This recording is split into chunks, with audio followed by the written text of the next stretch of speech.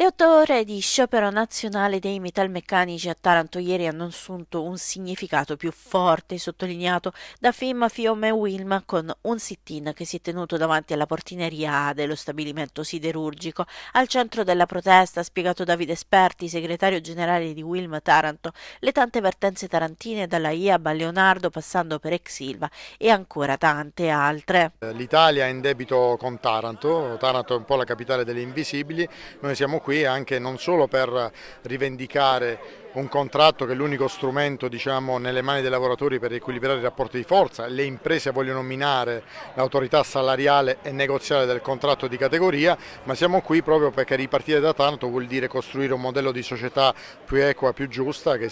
metta il lavoratore al centro come persona, a tutela dei diritti inviolabili di ciascuno di noi. Anche siamo in un momento, come sapete bene, dove sono state rappresentate offerte ancora ignote,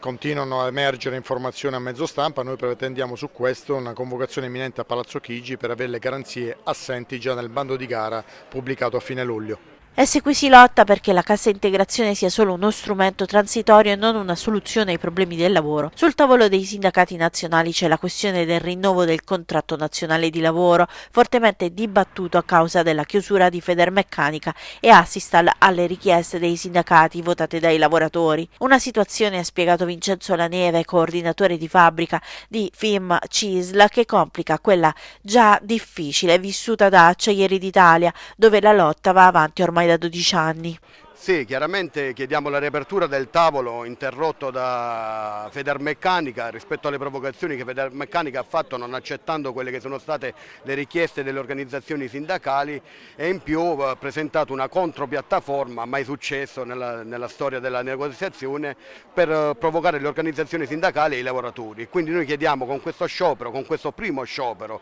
con questa prima mobilitazione la riapertura del tavolo di confronto.